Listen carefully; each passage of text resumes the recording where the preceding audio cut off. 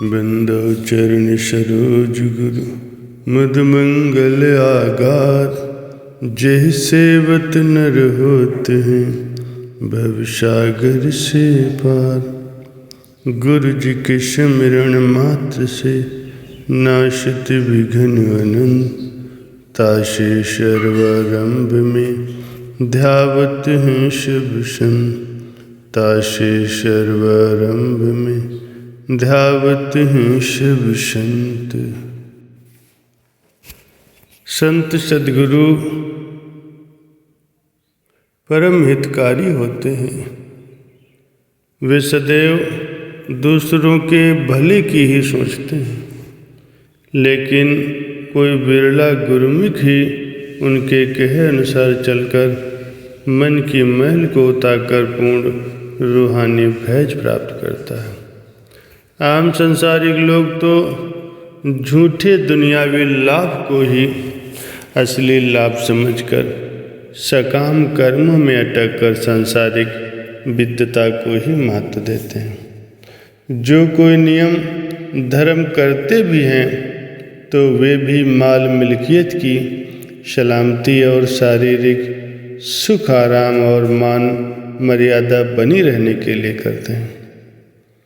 कोई बिरले सज्जन ही हैं जो झूठ को अस्थायी समझकर उसे दिल में स्थान नहीं देते और सद्गुरु के नाम की सच्ची कमाई करते रहते हैं।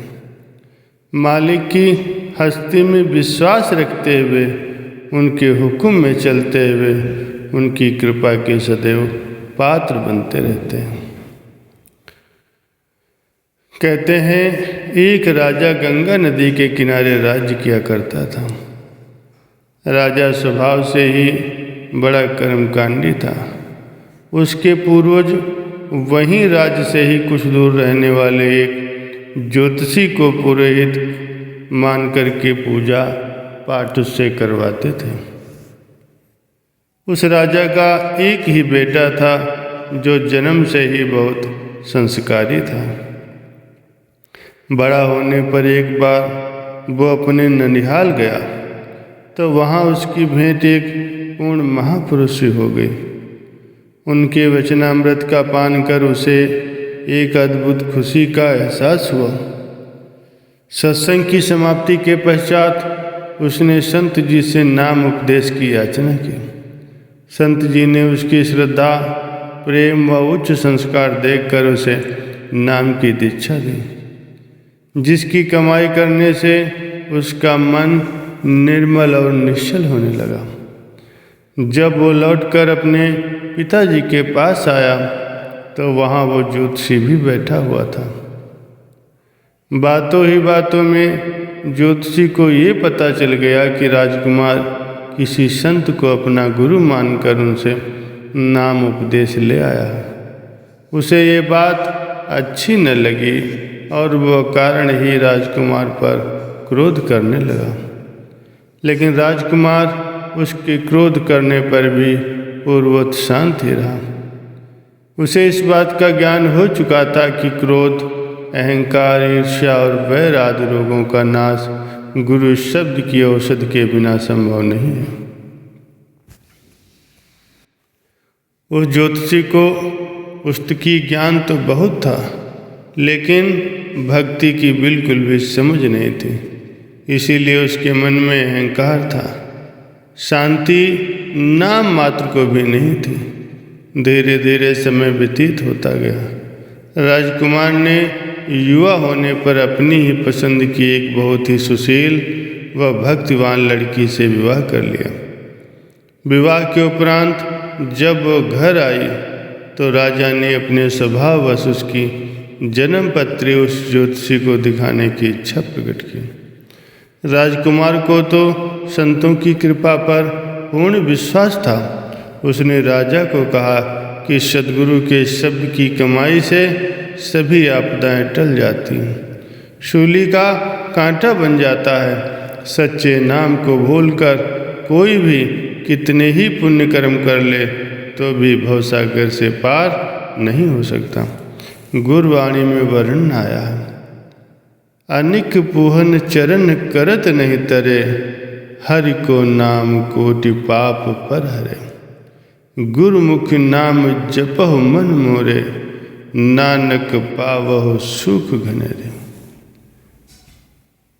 महापुरुष फरमाते हैं, प्रायश्चित कर लेने से ही जीव का निस्तार नहीं होता। प्रभु का नाम ही सभी पापों का नाश करने वाला है। इसलिए मेरे मन तू सदा ही सद्गुरु के नाम का स्मरण कर, क्योंकि नाम ही सब सुखों को प्रदान करने वाला है। कुछ दिनों के पश्चात राजकुमार आखेट के लिए जंगल में गया। तभी संयोगवश वह ज्योतिषी किसी कार्यवश राजा के पास आया। राजा ने उससे अपनी नववधू की जन्मपत्री देखकर उसका भविष्य बताने के लिए कहा।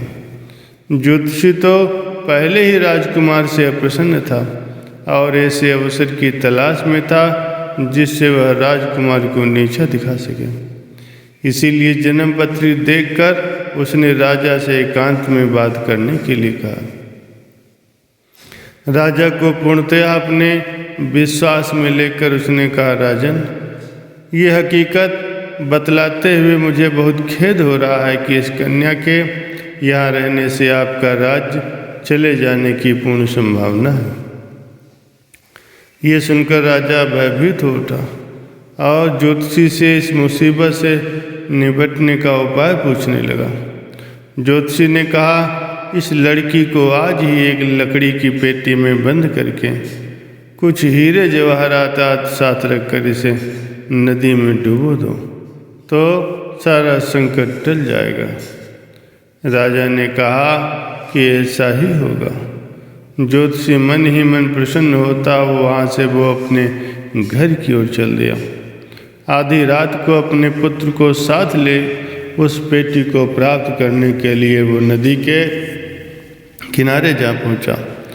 परंतु जिसके सिर पर सद्गुरु का हाथ हो उसका भला कोई बाल भी बांका कैसे कर सकता है।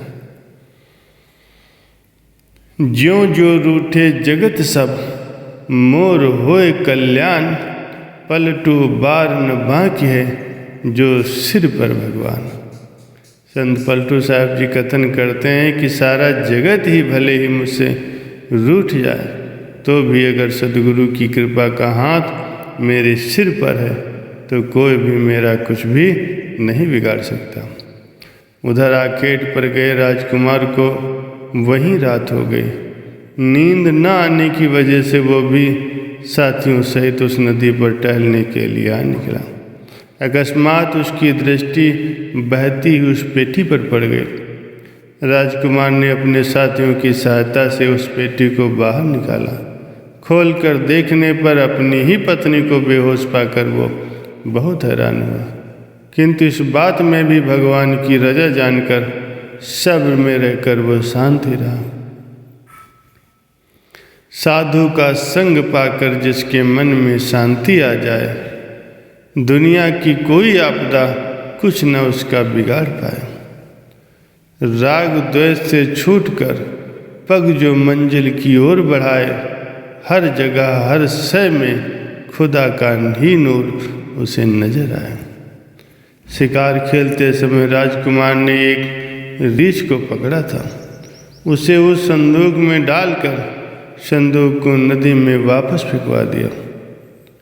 उधर वो ज्योतिषी अपने बेटे सहित नदी किनारे खड़ा उस संदूक की प्रतीक्षा कर रहा था। संदूक को आता देखकर वो बहुत प्रसन्न हुआ और बेटे को कहने लगा कि आज तो तुम्हारे भाग्य खुल जाएंगे, क्योंकि आज तुम्हें हीरे जवाहरातों सहित एक बहुत ही सुंदर स्त्री मिलने वाली है, जिसे पाकर के तुम धन्य हो जाओगे और उस बेचारे राजकुमार की नाक कट जाएगी। जैसे ही संदूक पास आया, दोनों ने मिलकर उसे निकाल लिया और खुशी खुशी लेकर घर की ओर चल दिए। ज्योतिषी ने बेटे से दरवाज़ा बंद करके संदूक को अंदर वाले कमरे में ले जाकर खोलने के लिए कहा। जैसे ही संदूक खोला तो उसके अंदर से रीछ निकला और उन दोनों पर टूट पड़ा। संत पलटू साहब जी ने फरमाया, जाकी रही भावना तासे तस व्यवहार, तासे तस व्यवहार परस्पर दोनों तारी। जो जिह लायक होए सोए तस ज्ञान विचारी, जो कोई डारे फूल ताहि को फूल तैयारी। जो कोई गारी देत ताहि को हाजिर गारी, जो कोई अस्तुत करे अपनी अस्तुत पावे, जो कोई निंदा करे ताहि के आगे आवे। पलटू जिसमें पीव का वैसे पीव हमार, जाकी जैसी भावना तासे तस व्यवहार। कहते हैं कि जिसकी जैसी भावना होती है उसे वैसा ही फल मिलता है। यदि कोई किसी को फूल अर्पण करता है तो वो फूल ही प्राप्त करेगा। यदि कोई किसी को गाली देता है तो उसे वापस गालियाँ ही मिलेंगी। किसी की महिमा गाने से अपनी भी महिमा होती है और किसी की निंदा करने से अपनी ही निंदा होती है।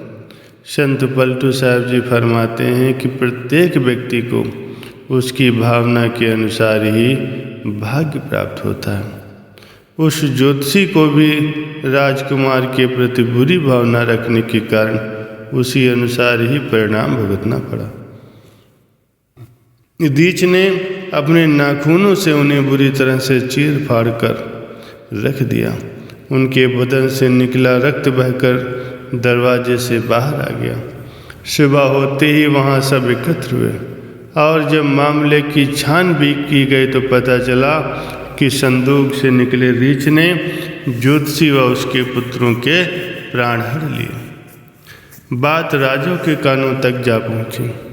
राजा जब वहाँ पहुँचा तो उसी संदूक को वहाँ देखकर अचरज में पड़ गया। इतने में राजकुमार भी अपनी पत्नी सहित वहाँ पहुँचा। सारी पोल खुल गई। राजकुमार ने मन ही मन अपने गुरुदेव का लाखों बार शुक्रिया किया और अपने पिता के आगे उनकी महिमा का गान किया। तब राजा की आँख खुली और उसे ये विश्वास हुआ कि ये वास्तव में किसी अलौकिक शक्ति का ही कार्य है जिसने आज हमारी लाज रखी। उसने भी सद्गुरु की शरण में जाकर के उनसे विद्वत नाम की दीक्षा लेकर अपने जीवन को कृतार्थ किया। इस कथा से हमें ये शिक्षा मिलती है कि केवल पुस्तकीय ज्ञान प्राप्त कर लेने में ही मन की शुद्धि और नेक नियत हासिल नहीं हो सकती। इसके लिए समय के महापुरुषों से शिक्षा व ज्ञान लेना अनिवार्य है। इस कथा से ये भी स्पष्ट होता है कि बुरी नियत रखने वालों का दूसरा कोई दुश्मन हो या न हो, लेकिन वह स्वयं ही अपना सबसे बड़ा दुश्मन होता है। बोल जयकारा बोल मेरे श्री गुरु महाराज की जय।